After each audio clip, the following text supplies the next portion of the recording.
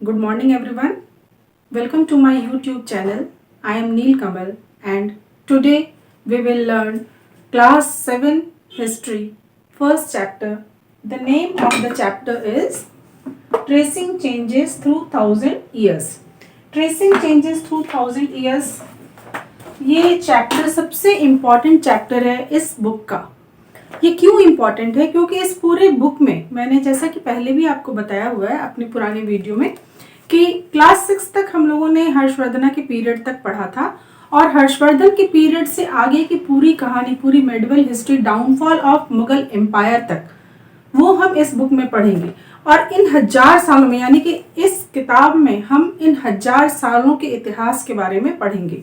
तो इन 1000 सालों में ऐसा तो नहीं है कि सब कुछ एज इट इज रहा होगा, बहुत तरह के चेंजेस आए होंगे। यदि हम एग्जाम्पल ले लें तो हम जहाँ रहते हैं, अपने आसपास, अपने सराउंडिंग्स को देखें तो शायद वो 10 साल पहले कुछ और था और आज के समय में कुछ और है। बहुत सारी चीजें हमारे आसपास बदल गई हैं। तो फिर आप सोचिए कि जब हमारे आसपास 10 साल, 15 साल, 20 साल में बहुत कुछ बदल सकता है, तो इन 1000 सालों में क्या कुछ बदला होगा। तो ये चैप्टर बहुत ही इंटरेस्टिंग चैप्टर है। और सबसे बड़ी बात है कि जब आप इस चैप्टर को थॉरोली पढ़ेंगे तो आगे के चैप्टर्स की जो कॉन्सेप्चुअल चीज है वो आपको बहुत अच्छे से समझ में आएंगी। तो पहले हम स्टार्ट करते हैं इस चैप्टर को। इस चैप्टर को स्टार्ट करने के लिए मैं इसके सब टॉपिक्स आपको बता देती हूँ जो हम इस क्लास में डिस्कस करेंगे। मोस्ट प्रोबेबली मैं इस चैप्टर को 2 पार्ट में खत्म करूंगी। फर्स्ट पार्ट में हम जिन चीजों को डिस्कस करेंगे उसे मैं लिख देती हूँ ताकि आप लोगों को समझने में सहूलियत हो।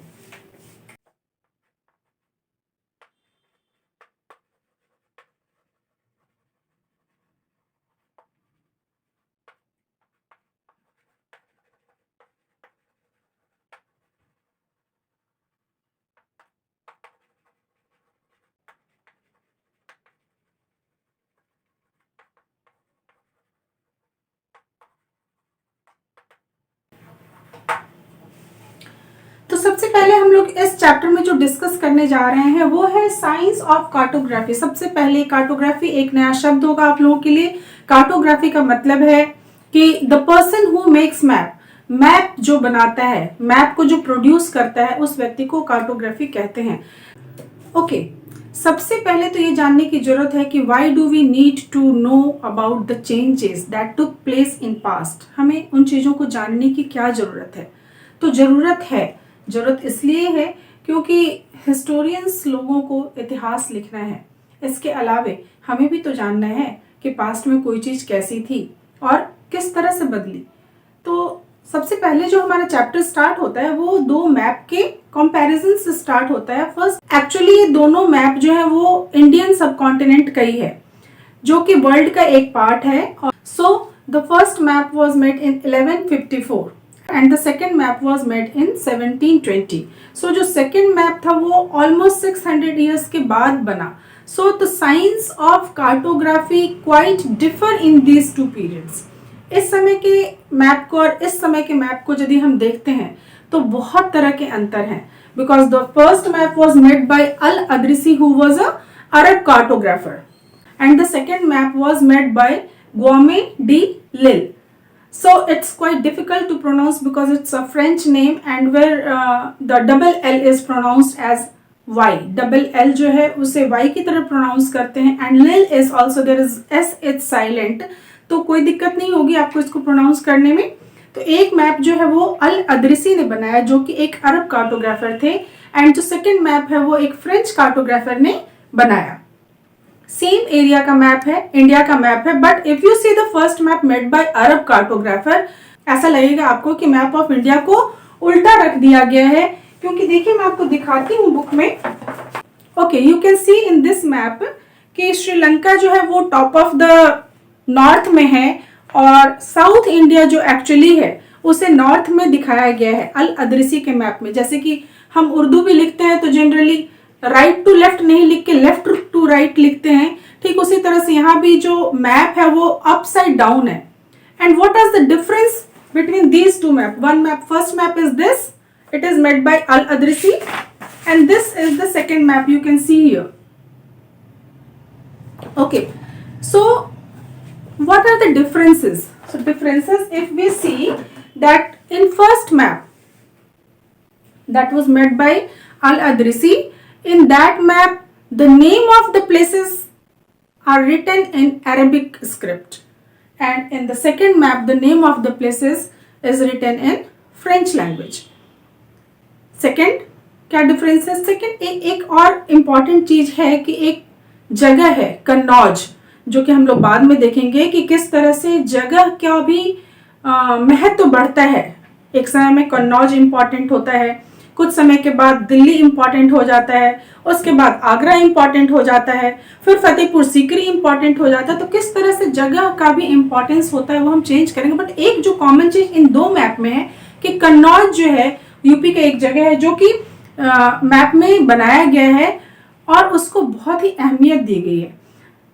दूसरी बात यदि देखें तो जो सेकंड मैप है जो फ्रेंच कार्टोग्राफर ने बनाया है, इसका इस्तेमाल जनरली यूरोपियन सेलर्स और मर्चेंट्स करते थे अपनी समुद्री यात्राओं के समय में। इससे हेल्प लेते थे। क्यों इससे हेल्प लेते थे? क्योंकि इसमें जो ये कोस्टल एरियाज है ना, ये कोस्टल एरियाज जो हैं इसकी बहुत अच्छे से डिटेलिंग की गई है। सो मैंने सवाल एक पूछा था शुरू में कि why do we need to know about the changes that took place in past. मैंने ये बताया था कि जो इंफॉर्मेशन प्रोड्यूस की गई है, like the first information was produced by al Idrisi and the second information was produced by French cartographer. So historians have to be little bit sensitive when they read these documents, text or anything information produced. Okay, so the second topic that we will discuss is new and old terminology. अब new and old terminology क्या है? एक term जिसका कि अर्थ किसी समय में कुछ था और आज के समय में उसका अर्थ बदल गया, कुछ समय बाद उसका अर्थ बदल जाएगा, इसके बारे में हम लोग देखते हैं। तो न्यू एंड ओल्ड टर्मिनोलॉजी में सबसे पहले हम लेते हैं एक वर्ड हिंदुस्तान को।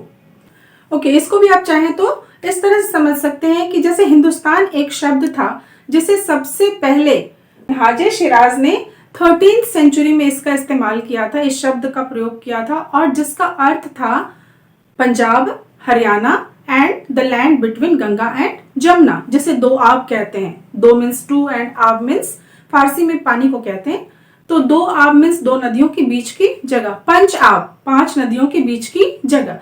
तो इसका पॉलिटिकल मीनिंग था, मिनहाजे सिराज ने जब इसको इस्तेमाल किया था तो इसका पॉलिटिकल मीनिंग था, और कि दिल्ली सुल्तान के कब्जे में जो एरिया था सिर्फ उसी को हिंदुस्तान का नाम दिया जाता था। और बाद में चल के आप देखिए तो अमीर खुसरो ने 14th सेंचुरी में इस शब्द का इस्तेमाल किया ज्योग्राफी के हिसाब से, और 16th सेंचुरी में बाबर ने भी हिंदुस्तान शब्द का इस्तेमाल किया। उसने भी फ्लोरा, फौना, कल्चर ये सब के बारे में इसका अर्थ निकाला। तो मीनिंग चेंज हो गई। आप देखिए 13th सेंचुरी में इसका कुछ और मतलब था, 14th सेंचुरी में इसका कुछ और मतलब हो गया, और 16th सेंचुरी में इसका और मतलब हो गया। पर एक बात जो बहुत खास थी कि इस हिंदुस्तान का मतलब वो नहीं था जो आज है, जो आज का नेशन स्टेट है, ये इसका अर्थ हरगिज नहीं था। और दूसरी इंपॉर्टेंट बात ये थी कि इसमें जैसे वो हिंदुस्तान कहते हैं उसमें कभी भी साउथ इंडिया इंक्लूडेड नहीं था, क्योंकि साउथ इंडिया पे इन राजाओं का कोई अधिकार नहीं था। वहां की कहानी मैं आपको बाद में बताऊं कि बहुत ही इंटरेस्टिंग है, और ये एक बहुत बड़ी वजह है कि आज भी कई बार लोग बातचीत में हिंदुस्तान बोल देते हैं और बड़ा गौरवान्वित महसूस करते हैं। मैं बहुत दुखी होती हूँ इस बात से कि हिंदुस्तान का मतलब हमारा पूरा भारत नहीं है, हमारा पूरा आर्यावर्त बिल्कुल भी नहीं है। तो किस तरह से समय के साथ हिंदुस्तान का अर्थ बदलता गया ये हमने देखा। ठीक इसी तरह से एक और शब्द को लेते हैं, फॉरेनर। फॉरेनर वर्ड जो है जिसे हम आज के संदर्भ में देखें तो हम समझते हैं कि मान लो कि हम इंडिया में रहते हैं और हमारे यहाँ अमेरिका से कोई आ गया, हमारे यहाँ चाइना से कोई आ गया, तो हम उसे फॉरेनर कहेंगे। बट पहले के समय में उसे फॉरेनर नहीं कहते थे। फॉरेनर का मतलब उस समय में अजनबी का अर्थ कुछ और था, और अजनबी वो नहीं था जो किसी दूसरे देश से आया हो, बल्कि अजनबी वो था, मान लीजिए कि एक गांव सिटी ड्वेलर है, शहर में रहने वाले लोग हैं, उनके यहाँ कोई विलेज ड्वेलर आ जाएगा या कोई फॉरेस्ट ड्वेलर आ जाएगा तो वो उसके लिए अजनबी होगा। जबकि सेम विलेज में रहने वाले दो डिफरेंट कास्ट के, दो डिफरेंट रिलीजन के, दो डिफरेंट कल्चर के लोग भी आपस में अजनबी नहीं होते थे। अजनबी वो होता था जो दूसरे गांव से आ जाए, दूसरे शहर से आ जाए या दूसरे जंगल की तरफ से आ जाए, उसे अजनबी माना जाता था। तो इस तरह से किस तरह से इन 1000 सालों में शब्दों के अर्थ भी बदल गए, ये हमने देखा। इसके बाद एक नेक्स्ट जो हमारा सेगमेंट है वो है historians and their sources. Sources के ऊपर मैंने एक पूरी वीडियो बनाई हुई है, उसका लिंक मैं डिस्क्रिप्शन बॉक्स में दे दूंगी, वो आप देखिएगा, उससे आपको काफी हेल्प मिल जाएगी, क्योंकि उसमें मैंने सोर्सेज को 3 अलग कैटेगराइज करके पूरा समझाया हुआ है। यहाँ पे हम आते हैं हिस्टोरियंस एंड देयर सोर्सेज में मैन्यूस्क्रिप्ट की। आप लोगों को पता है मैन्यू का अर्थ होता है हैंड साइड, स्क्रिप्ट जो है वो एक लिपि को कहते हैं। तो मैन्यूस्क्रिप्ट वो है जो हाथ से लिखी, हस्तलिखित लिपि जो होती थी उसे मैन्यूस्क्रिप्ट कहते थे। ये पुराने समय के इतिहास को जानने के लिए एक बहुत बड़ा सोर्स था।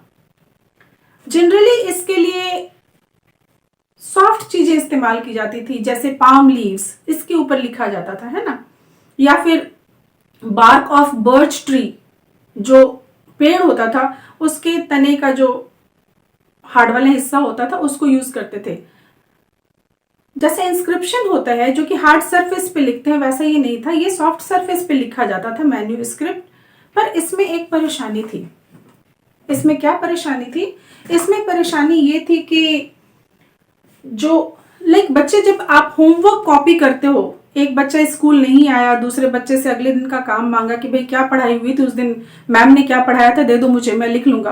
तो जब आप उसको कॉपी करते हो तो आप उसमें बिल्कुल वही गलती करते हो जो पहले वाले बच्चे ने की थी, या फिर कोई वर्ड ऐसा होता है जो आप नहीं समझते हैं तो उसको आप अपने मन से जो भी समझ में आता है वो आप लिख लेते हैं। यही गलती मैन्यूस्क्रिप्ट में हमारे यहाँ भी हुई। जो मैन्यूस्क्रिप्ट लिखे गए उसमें बहुत तरह के चेंजेस आ गए, क्योंकि जिसको जो समझ में आया वो अर्थ लगा के उसने उसको लिख दिया। तो ये मैन्यूस्क्रिप्ट थी।